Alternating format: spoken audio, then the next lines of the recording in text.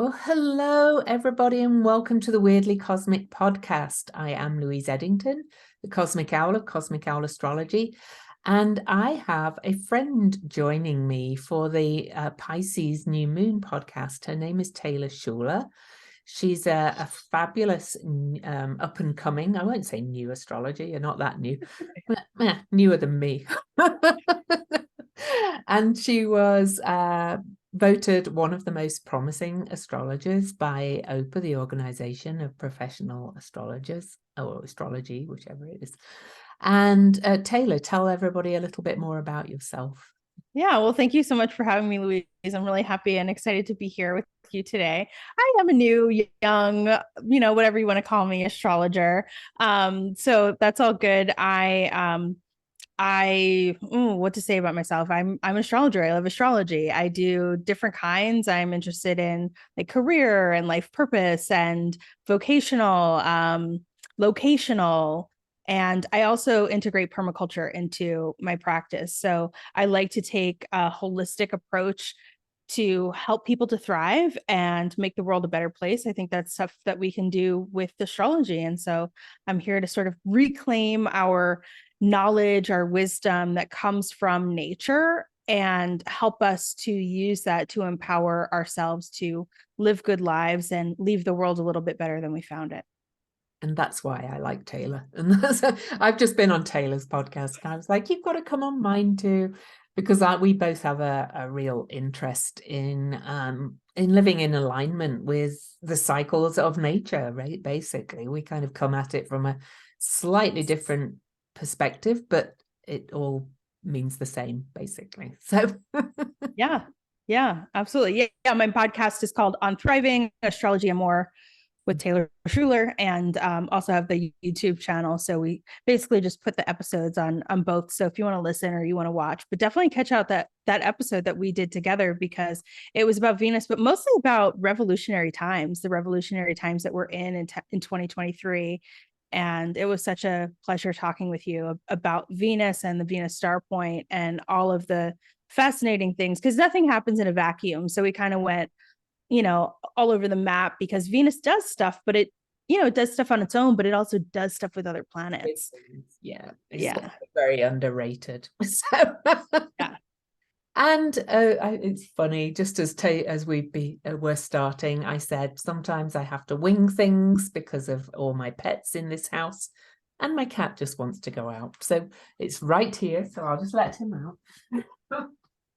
Sounds good. Here we go. Typical. And that was Bob. Oh, Bob. Bob is such a pretty cat. I love seeing your pictures of Bob. He's famous. He has it in. Yeah. He has an Instagram channel as well called Bob and Luna Adopted. It's for both cats, but Bob gets Luna likes to hide, so Bob gets all this all the attention. Anyway, Taylor and I today are going to talk about the Pisces new moon, and no doubt we'll talk about various other things too. And before we look at the chart and then dive into all that we're going to talk about, those of you that follow my podcast know that I always pull a card for the new or full moon, and I pulled the universe, which is the principle of wholeness, and that's so Piscean. So I think we are kind of being invited into birthing wholeness, creating wholeness on this new moon. And when we talk about the astrology, you'll kind of understand that a little bit more. So I'm going to share the chart and point at a couple of things. I'll share it on my software, not on the PDF. So the new moon, a new moon is a conjunction. This new moon is in Pisces at 1 degree and 22 minutes of Pisces in a lovely strong trine to dwarf planet Haumea. So we'll talk about what that means. And then we're going to bring in various other things. So Taylor, seeing as you're my guest, I'm going to ask you to just dive in and give your first impressions of this chart. Yeah. So whenever we see something at 1 degree, I think that's the very, very first impression. It's like, what degree is it at? And like, what's it close to? So 1 degree, we've got 30 degrees in every zodiac sign. This is very young. It's a very young new moon. It sort of hasn't done this before. It's a very new, fresh beginning. And Pisces is the last sign of the zodiac. It's also right there, the sun and the moon, either the moon just hours before, 3 hours before, and the sun 3 days before would have both been conjunct with Saturn. So we're coming off of this period where they're meeting with Saturn, but they're also, you can see in this chart just visually, they're leading the way to usher Saturn into Pisces, which will happen just about 2 weeks later. Yeah. So I feel like this is really, as you said, like the beginning of this Piscean era. And I think before you said, you think of Pisces as the amniotic fluid, and sometimes like whether it's 12th house or Pisces, thinking of pregnancy, it's really like, I think the beginning of the pregnancy, it really is a seed in so many ways for where we're moving, where we're going, how the planets are changing. Saturn's moving into Pisces, Pluto's moving into Aquarius. And I think that there's actually a lot of positive aspects that we'll get into that are supporting the new beginnings in whatever the Pisces areas of your chart will bring you. Yeah, I agree with you about the 1 degree. And I think this is, I'm just looking back, we've had quite a few. We've had 1, 2, 3. This is a 5th new moon at 1 degree, and I think we have one more as well. We're going to have 6 new moons at the 1 degree mark. So we're definitely kind of in a seeding time. We started with the solar eclipse back in October. That was at 1 degree, I believe. And so, when we have a series of new or full moons at the same degree, that number really becomes highlighted, to my mind. And I dabble a bit in numerology as well. And so this is also at 1 degree and 22 minutes, and 22 is a master number, the master builder number. And I mentioned this strong trine aspect to Haumea in Scorpio, and Haumea is the dwarf planet associated with just pure creation, really. Haumea was the Hawaiian goddess of creation. She was even the mother of Pele, who most people are aware of if they follow any myth at all. So this has a strong pregnancy, birthing kind of feel to it, this whole chart from the new moon. And so that's where we definitely start. But it's not without its challenges.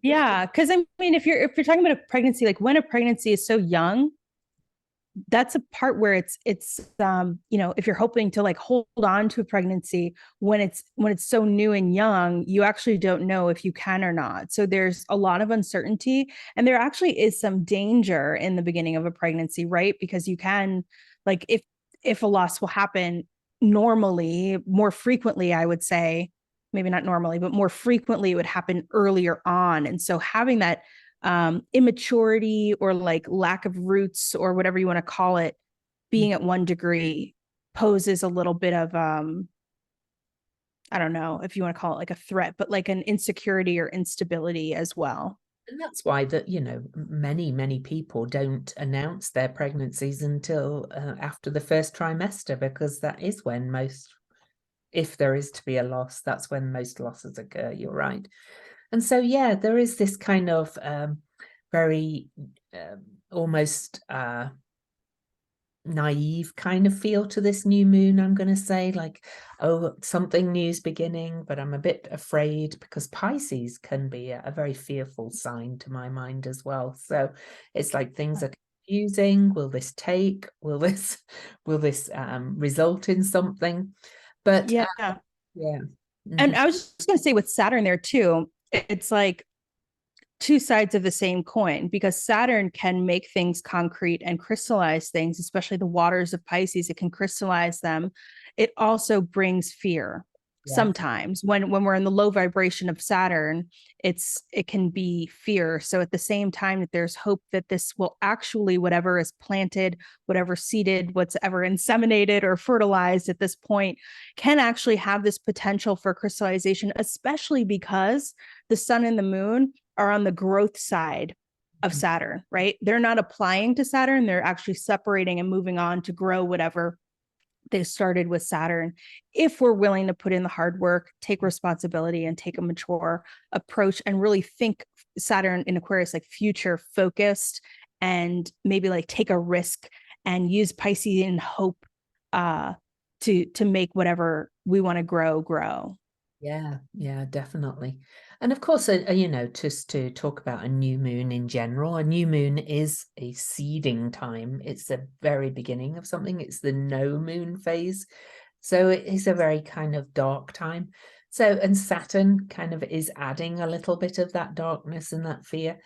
But that's where we plant the seeds, in the dark. That's where they ferment and start to kind of sprout and grow, but we have to tend them. So this is a very tender new moon, in my opinion, where, you know, we'll kind of feel that seeds of faith, but dare I trust?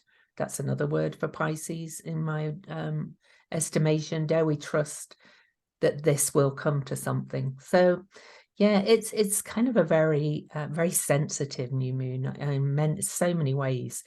Venus has just been conjunct with Neptune, the higher and lower octave. Most people, we talked about that on our other thing, but you know, they were conjunct for Valentine's Day, just right after Valentine's Day. So it's adding to the sensitivity, but also this feeling that love could win, really. We can create something because Venus, Neptune, Moon and Sun all in Pisces.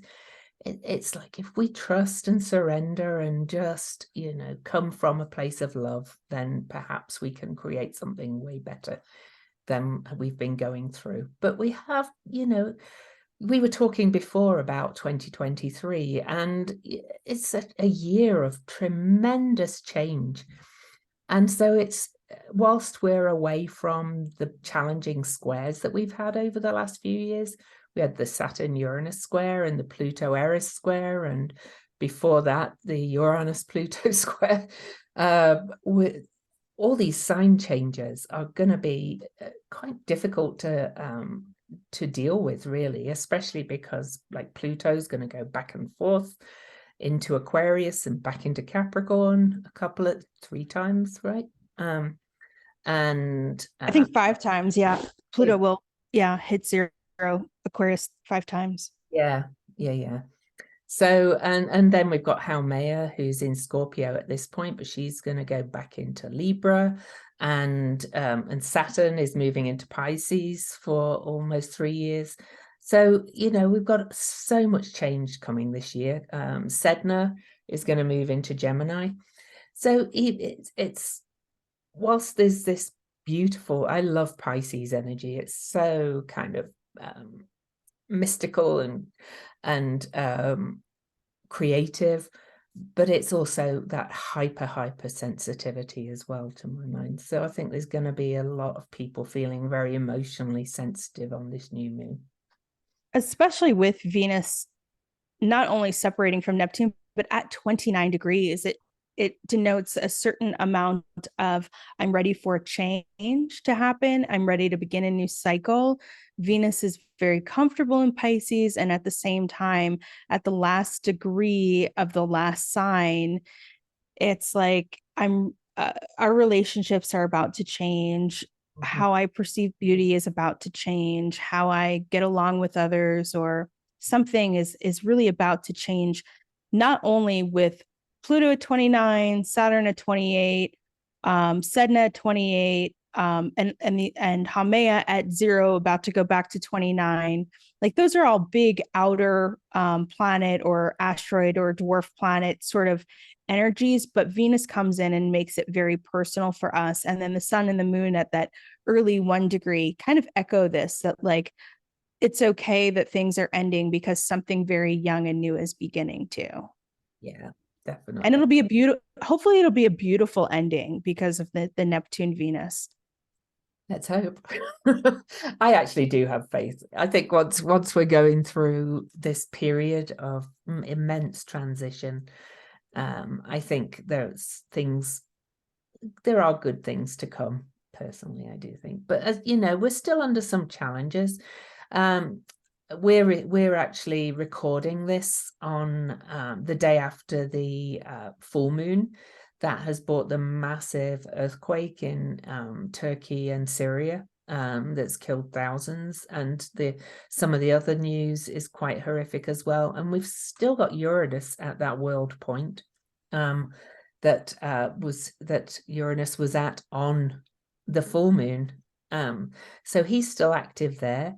On this new moon, Black Moon Lilith is at the world point of 15 degrees of Leo, where the full moon is, and that's forming a T-square to Mercury, because Mercury is coming up to this world point as well. So we've still got a fixed T-square involving Uranus, who is the kind of Lord of Lightning Bolts, to quote Stephen Forrest, who brings quite earth-shattering events at times of both kinds. In my experience, Uranus can bring really amazing awakenings, but also quite nasty surprises and earthquakes, literally, as well. So, you know, this is not all. That's what I mean when I say it's so tender. It's just this little 1 degree seeding Pisces new moon. Venus and Neptune are really feeling the higher love, but we've still got some discord in there. So don't think everything's just all magic and light, and know that there could be some emotional challenges because of the extreme sensitivity of the sign of Pisces, in my opinion. Yeah, and you bring up that Uranus at 15 degrees, which is a world point, and brings world news and world changes. And at first glance, the new moon, the sun and the moon here aren't aspecting Uranus, but actually a couple of hours later for the moon, and then just about 3 days later, the sun will follow, and they both form what's called a biquintile, or a 72-degree aspect to Uranus, which is more subtle, I want to say.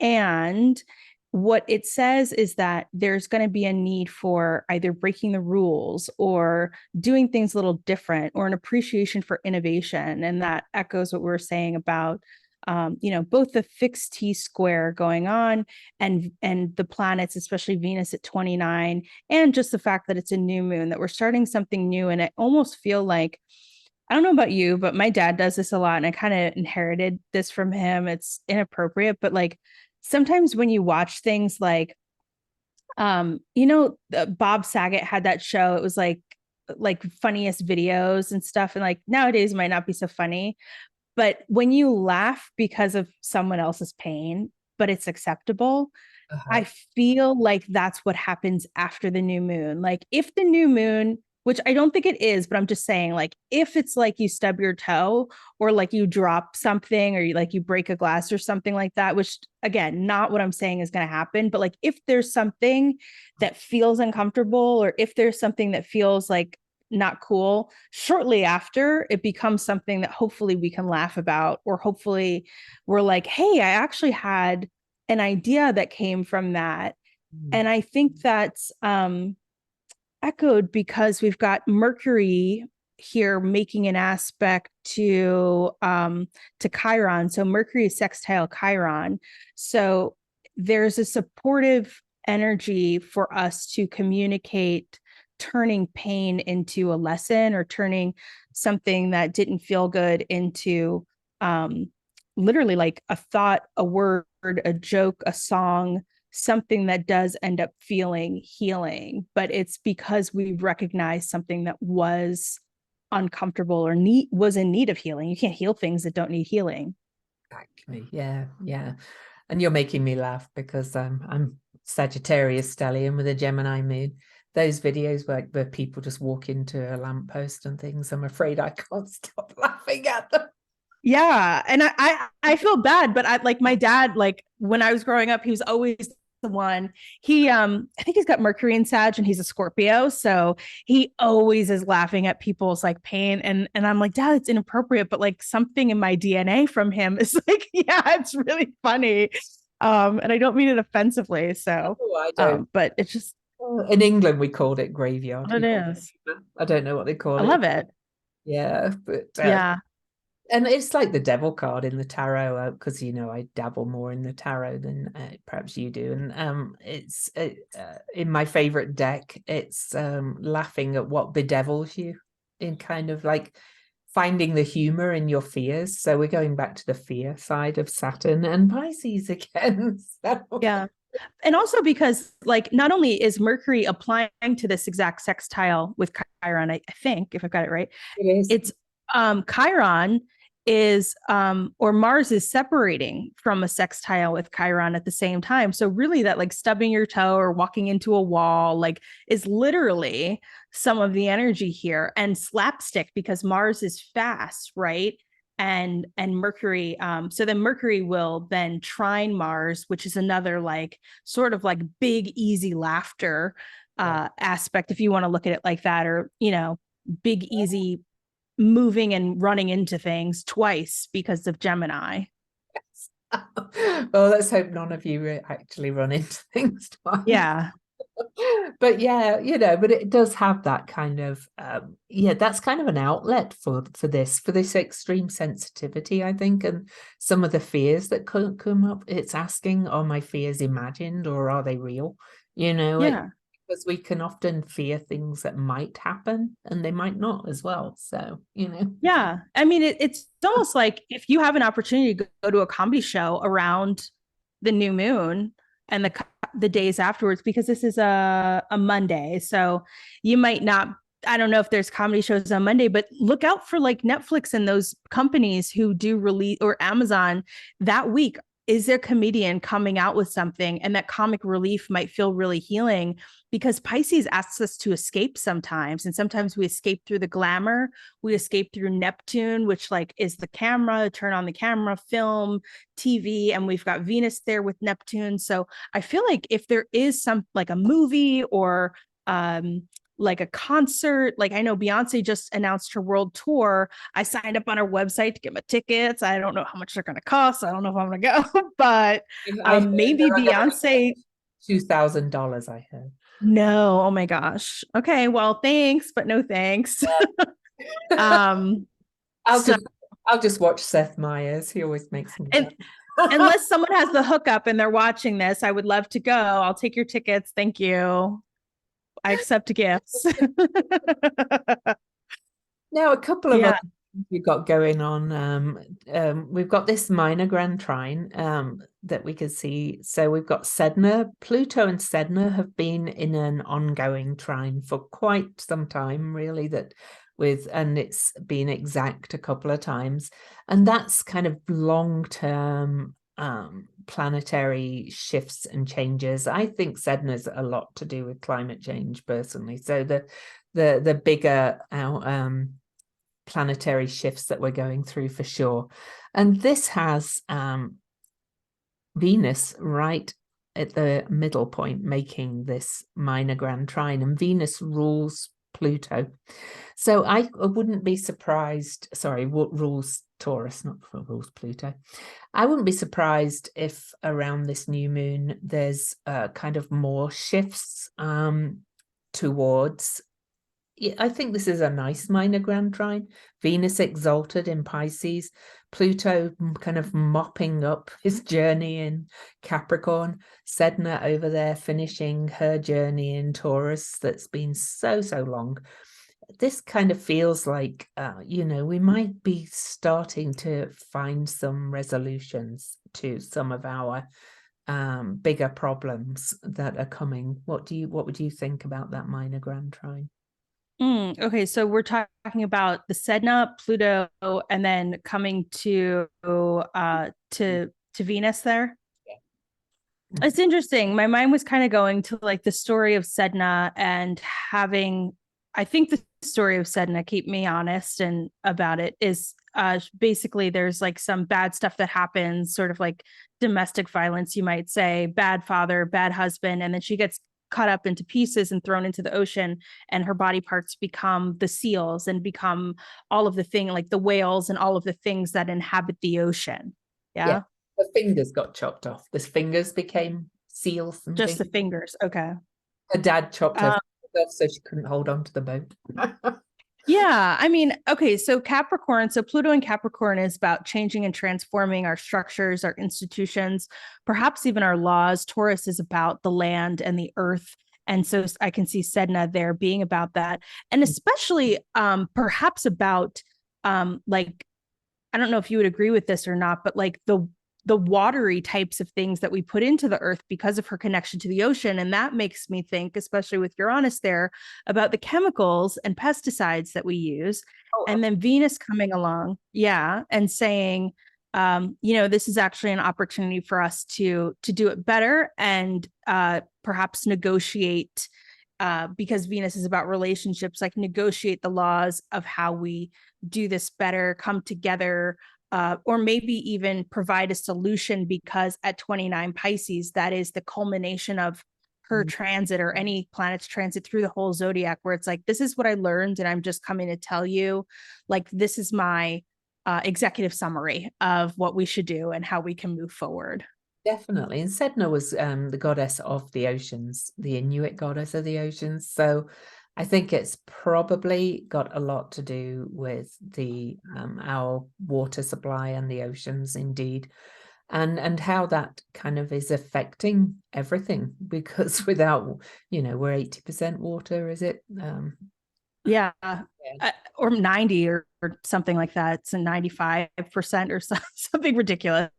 But I human body, but the planet is so primarily water, or the plant. And so this brings like two things to mind for me. One is that I just got an image of like what you read in your social studies book in school, or at least what I did when I was in school, was when we're reading about like what is now known as Mexico, but I think it was Tenochtitlan. I'm maybe saying that, I'm sure I'm saying it incorrectly, but they had the agriculture on the water on that lake. I'm so sorry, but I can't remember. I'm not so good with my names and geography all the time, but the lake that formed Mexico City, there were these floating like gardens that they would harvest their food from. And so I just got that image in my head of like, okay, how are we going to Capricorn, Pluto, like build structures, Sedna on water, but also Taurus because of food. And then Venus comes in and has this like very beautiful way of resolving the problem. And I always think of that image as like very beautiful and utopian almost. And the other thing that you're saying about water, Sarah Borland, another astrologer we know, did a talk, and I don't think it was recorded, but I think she is doing another online version. If you check out her website, Sarah Borland, I'm not sure if it's .com, but you can Google her. She was doing a talk about the astrology of 2023. And when she was talking about Saturn and Pisces, she listed a number of resources that folks who listen to the talk can go get. And they're all about Saturn and Pisces being about structure of water, and that structure of water ending up being very healing for us. So Emoto, is that his name? Yes, he did the book about talking to water. Talking to water. And there's actually a couple other resources too. Like one woman or a scientist was working with petri dishes, and she would put water in a petri dish and do stuff like put the number 4 on a piece of paper underneath the clear petri dish, then freeze the water without the paper underneath it. And then she pulled out the frozen water, and the ice crystals from the water would show the number 4 just as she had written it. Wow. Then she started like putting her hand under the petri dish and would mimic her hand. She would put an image of her eyeball and they look like her eyeball. So it really was saying like, we can imprint our emotions, our feelings, our intentions on water to crystallize. And that's, I think, both this minor grand trine, the new moon, Saturn and Pisces, all of that. And so Yeah. That's interesting. Yeah. I'm going to look at Sarah's site. So It was really good. Yeah. in fact, for anybody listening, I will actually go and get the link to her site and put it in the show notes. So, so people can, because she's a mutual friend of ours as well. So one other thing I'd love to quickly talk about before we talk about the symbols, and then we're going to look at all signs quickly as well, is that Vesta is the goddess of the hearth in Aries. She is exactly opposing Ceres, the great mother, on this new moon. Whereas on the full moon, when we're recording this, Jupiter was opposing Ceres. Now, Ceres represents nourishment and what we need to nourish us, but she's also a bit of a destroyer goddess herself. I've done a lot of work on Ceres. You can find her on my YouTube channel if you just search for it. But I noticed that when I saw Jupiter was opposing Ceres on this full moon, Ceres had just stationed retrograde, and I was actually a little bit nervous. And sure enough, we had these big earthquakes in Turkey and Syria. I'm kind of wondering this is the Vesta represents the flame or the fire, the hearth of the state and the home. I'm kind of wondering what this is going to bring, this opposition, another opposition here. I wonder if it's perhaps going to be more about justice kind of thing with Ceres in Libra. But an opposition is always a little bit challenging. So how would you read that one? The first impression that I got from it, one of the ways that I read Vesta is a sacred space that we have that can also be somewhat of a secret space that we don't want people to enter or violate, because it's like the concept of Virginia Woolf's A Room of One's Own, like our creative space where we go to do something and we tend to that. And it can be for all of us in different signs and different houses. So it's going to look different. It's not necessarily just a writing room or a room where we have our paintings and our art. So in this case, this is echoing the fourth house Vesta. So it's about, in Aries, our individuality being very sacred and how we can be ourselves as individuals, and how that ties into perhaps our roots, our ancestry, maybe literally our home and our family and our parental unit. And then Ceres, not only about like the harvest and the grief and the destruction that leads to new life. So my first impression really was that our grief won't be private. We won't have a private space for grief with this. And also knowing that having the space on an individual level for grief and to self-destruct Aries in order to rekindle our relationships, Libra, and maybe something that comes up. And so perhaps if someone's privacy is somehow violated in a very public way about something that they were personally grieving, like I'm thinking about the Pamela Anderson special is like maybe an example. They were Pamela, most of the special that I just saw on Netflix was about the sex tape, and it was stolen and she doesn't know who stole it. And so it's a deep violation of privacy because it wasn't ever intended in that way.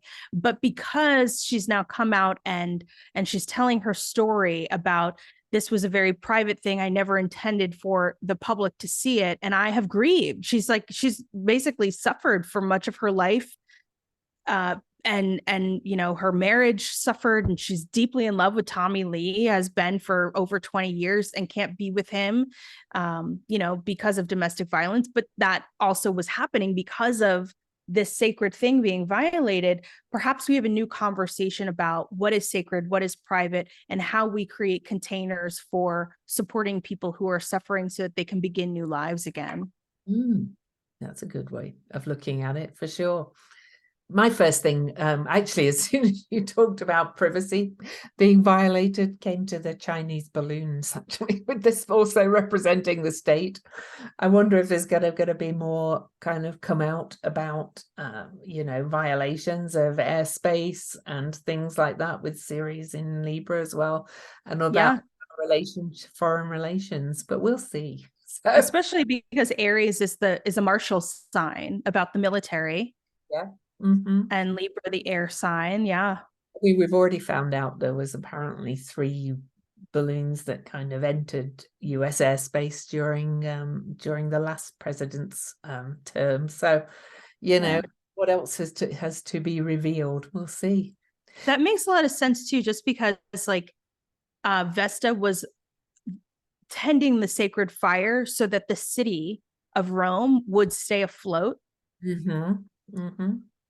And Ceres is not just like this maternal energy, but it also literally is the harvest. So something about like mother energy, maternal, parental energy, maybe literally our food and our food supply being like I don't know what you call it, like a military imperative of not being articulate, but like it's actually important for our country and our military intervenes. Definitely. There's something there coming. So yeah, it's definitely an interesting new moon, and on first look at it, you kind of look at it and go, oh, it's not aspecting loads, but there's actually so much going on in there. So anyway, let's read the symbols and then do quickly all signs for forecast for people to give a little bit of an idea. So Taylor's going to read the Sabian symbol, and I'll just take the chart down, and I'm going to read the Chandra symbol. Cool. Yeah. So the Sabian symbol for 1 degree of Pisces is actually called Pisces 2. And it is a squirrel hiding from hunters, which shows being able to sense when to move and when to stop, to be out in the world or hiding away. There can be a heightened sense of awareness or alertness, and possibly an ability to hear or perceive subtle things in the environment. There may be an aggression in the air with you, probably as one of the smaller players. You may feel threatened, which can come out of the blue. Not watching the news or avoiding negative stories can be one way of quote unquote hiding. To be cautious is wise, but hiding can lead to missed opportunities for nourishment. Be wary of being bullied or quote unquote hold up. The tactics to ensure survival, vigilance, the media spreading fear and loathing, security systems, limiting or restricting movement, creative solutions, refugees, hunters, guns, also being bullied or those out there having more power than they deserve, fear, not wanting to socialize, not speaking up for fear of being shot down, the NRL, which I don't know what that is, and paranoia. I don't know what the NRL is either. Never mind. Yeah. So I'm going to read the Chandra symbol, and actually they're quite similar in many ways to my mind. So again, Pisces 2, and the reason for that, for anybody listening, I've explained it before, but I'll explain it again, is that the degrees of the signs start at 0 and all the symbols start at 1. So we always go up. So Pisces 2 is a man turning into a werewolf. It's the master of disguises, shape-changing as a whole way of life, the question of identity as a baffling mystery, a riddle of destiny, becoming so many things, whatever feels emphatic, impressive, and in keeping with the subtle fluids of the situation. You are transported by a plastic, formative nature into realms you would never access if you were straight and simply sincere. Tricks within tricks, worlds within worlds, captured by the uncanny power of turning yourself into the perfect live model of a given way of being. Deep down inside, you witness everything that happens, amazed to be getting away with it and waiting to be unveiled in the fullness of time when the cycle is over, and you must find another place to hide, unless you are finally ready to let yourself be. Well, I think, to be quite honest, both of the symbols kind of talk to what we talked about with the astrology, about kind of this trickster kind of energy, kind of also the kind of slight escapist kind of energy, and putting on something that you can laugh at or that kind of takes you away. This is a very creative new moon. Pisces is a very creative sign, but it's also very nebulous and things. So I think we've got to kind of flow and shapeshift with this new moon. So Yeah, absolutely. And it does touch on, we talked a little bit about fear, and we talked about change, Mm. and um and things, yeah, things happening, things changing, shifting form, Mm-hmm. new things coming up. Yeah. And if you're a werewolf, what the symbol about a squirrel hiding from hunters was about, it was also about like hiding something in some sense, right? Like werewolves hide. Yeah, The fact that they're werewolves. and really, both of it is to keep you safe, really. Both of them. Yeah. Squirrel hides as well to, yeah. Mm, yeah. Yeah.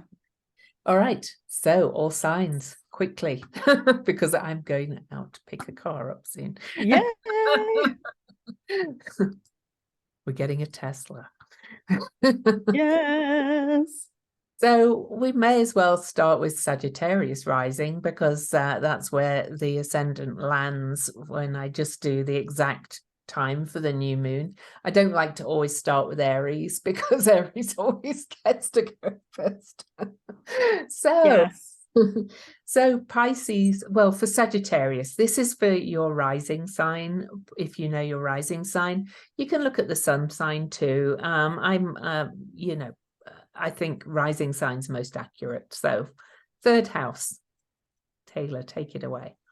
Yeah. So if you are a Sagittarius rising and this new moon is taking place in your third house, this is all about your thoughts, your memory, your communication, siblings, perhaps reading some books. I think getting lost in a fantasy novel or a nonfiction novel, if that's something that you already like to do, this would be a wonderful time to like pick up or make your book list for the year.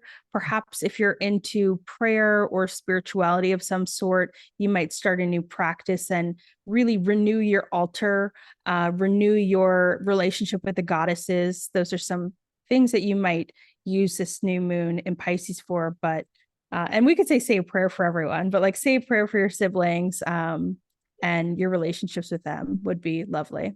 Yeah, I Or agree. neighbors. Yes, your neighbors too. Yeah. It could also be time for, just a little. Pisces is definitely very much about the collective kind of unconscious, and the third house is about local community, neighbors and things. So maybe have a little party even with your neighbors. Just, be careful how much you imbibe maybe, but Pisces likes a little tipple every now and again for sure. So I love that. Yeah. Or like go to a meditation class in your local neighborhood or get lost in your library. yeah, yeah. Hmm. Or the Akashic records, if you're into that kind of thing. Go and have a Akashic Reading. reading. Yeah, exactly. Absolutely. Okay, so we'll go to Capricorn rising. Second house. All So right. second house, I'll go first this time.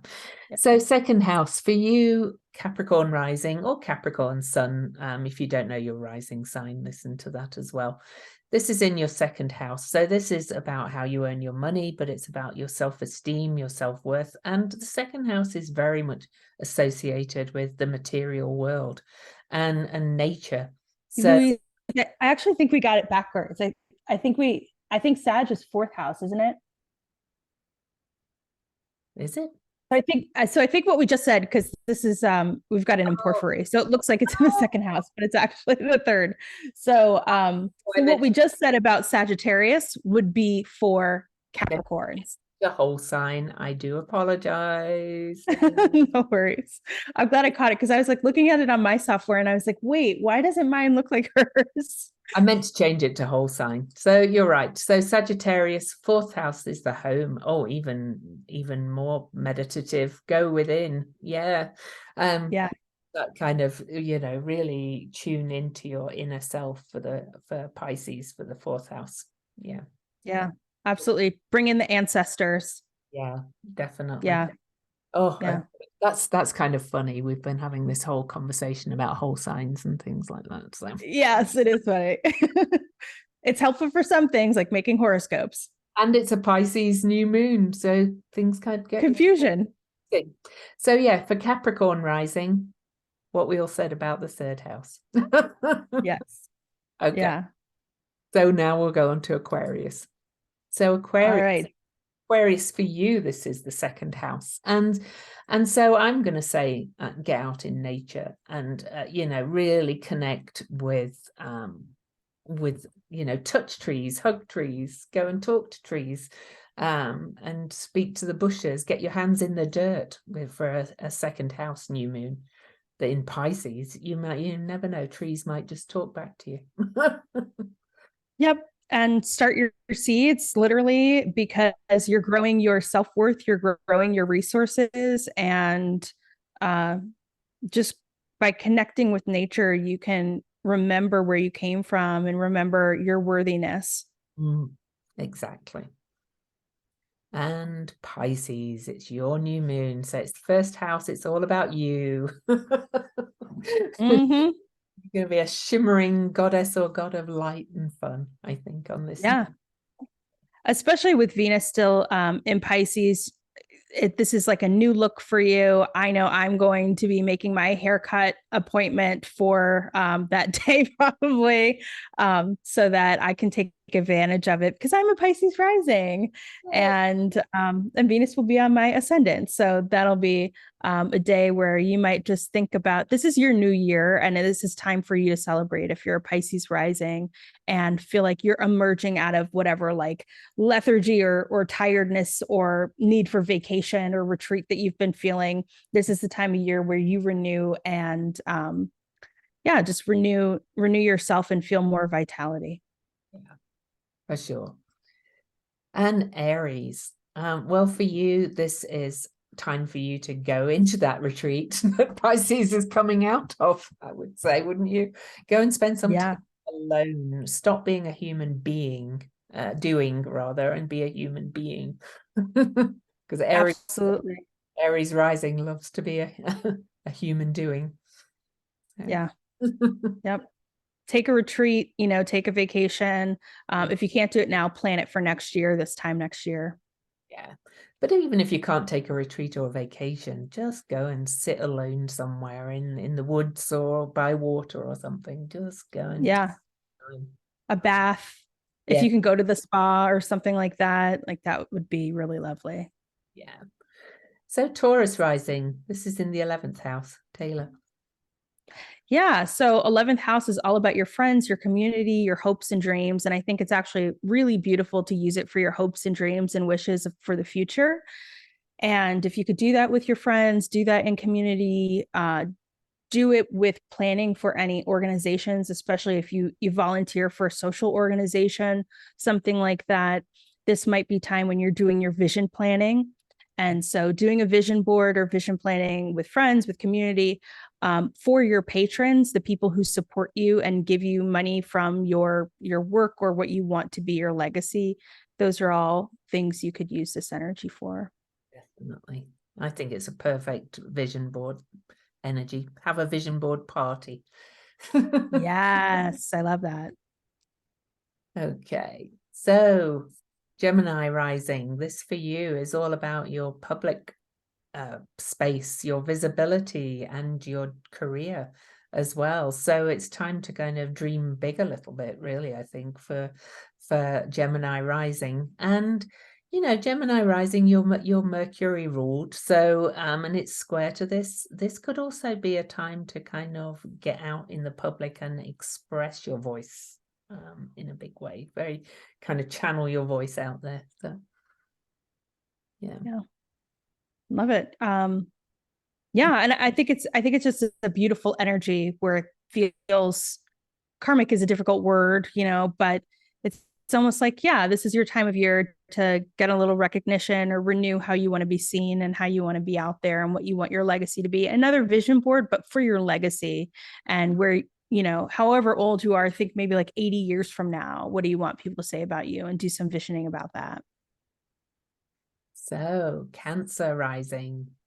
This is the 9th house, Taylor. Yeah. So 9th house, I feel like a new moon in Pisces in your 9th house is a great time of year for Cancer risings to get an astrology reading or a psychic reading, to dream about where you want to travel abroad in the coming year. If you want to do some thinking, praying about how you can build bridges in your relationships with people who are foreign or different from you or from other countries. And if you are thinking about starting a new line of study or going to university or something like that, you might think about the seeds that you're planting for that, as well as if you're thinking about publishing anything. So if you're writing a book, publishing a book, it also may be a time, if you're involved in any legal matters, that you're sort of starting a new cycle around whatever that is. But getting some good advisors could be another thing if you need some good advice. Definitely. I also think of the ninth house as kind of about philosophies and things. So if you've, want to go and study some kind of new higher philosophy of anything, it's a good time to kind of immerse yourself in that. So yeah, definitely. Okay, Leo rising. Whoop, there we go. 8th house. Whoa. It's intimacy for you, Leo rising. Go and shut the doors and but if you're alone, do it with yourself too, yourself. Yeah. Go in within deep psychic exploration in yourself, I think. So yeah, absolutely. And perhaps besides that, if you look at the 8th house as like taxes or mortgages, there's that. If you are looking at it as intimacy, I would say around the new moon, especially, and during Pisces season, and for the past couple of years, this would have been true with Neptune in your 8th house. It's just like, make sure you're practicing safe intimacy with your partner and using protection and knowing your boundaries as well is really important. Yeah, definitely. And yeah, it is about shared finances as well. As Taylor said, I was just being a little bit facetious and cheeky, but with this much Pisces there, be careful of confusion around joint financial matters around this time as well, because things are not very clear. They're a little bit fuzzy. So Virgo rising. So for you, this is the house of significant partnerships. And I'll just stick Taylor. Yeah. So starting something new with your partner, perhaps your partner is embarking on a new chapter of some sort. So if you, in the highest octave, I would say vow renewal would be lovely. So that's something you could use this for. Good. Although I see the 8th house as the true house of marriage. So if you've been married a long time, that's a good idea for the 8th house too. But this also, it could be just for about declaring your intentions with a significant person in your life for sure, and starting something new and express. I love that. Yeah, and being vulnerable too. Just taking the opportunity to be vulnerable and say what you need to say. Definitely. Libra. So for you, Libra, this is your 6th house. Taylor, let you go first. Yeah. So in your 6th house, this is all about, it can be about your small animals. I don't know if you're one of the people who've been thinking about getting a new pet, or you want to do something new and fun with your pet. That could be something that comes up. It can also be about renewing your commitment to ensuring your continued ongoing good health. So, maybe starting a new, especially with that series energy, like starting a new diet, or like, I don't want to say diet, but I mean like, a new routine that really supports your health, whether that is about food or whatever. It can also be about your coworkers. So who you work with on a daily basis, perhaps having a lovely work, like a work retreat sort of a thing where you're having a conversation with your coworkers to reestablish that relationship in a way that feels really supportive on a soul level. Definitely. And it's the house of service too. So, it could be a great time to start a service project as well. Isn't it awful though, how the word diet has come to mean weight loss? But really diet is everything we eat. Yeah, it's just like what you put in, Yes, exactly. Yeah. Scorpio, last and not least. For you, Scorpio, this is in your 5th house. So creativity, create fun, joy, children, inner child. Set intention to do something creative this month, I think, really. Yeah, creative. And if you are a Scorpio rising or a Scorpio who's trying for children, this would be the time when I would try to get pregnant. Definitely. Yeah. Set those actual seeds. Yeah. Or also, like, if you're a grandparent and you're Scorpio rising, this can be when your kids end up getting pregnant, whether they know it or not. Hopefully hopefully you're ready for that. Yes. I have 2 adult children and I'm not ready for that. So well, I have some friends and or family that are ready for that, who are Scorpio risings. They probably won't be watching this, but yeah. Well, Taylor, thank you for joining me on this. I hope you'll come back on again another time, and I'd love to. And I hope everybody listening has enjoyed it, and happy new moon to you. Just know that, it's not all going to be all fun and light, but you can also choose kind of your form of trickster escapism and shape-shifting so that you make the most of it. So any last just this sounds cheesy, but it is like laugh, love, live a bit, like, just keep it moving and make sure to like keep it light and keep the laughter there. Exactly. Well, yeah, thank you so much. Oh, and you can find Taylor at taylorshuler.com and on Thriving the podcast, and all the links will be in the show notes. So thanks for joining us, everybody. Bye.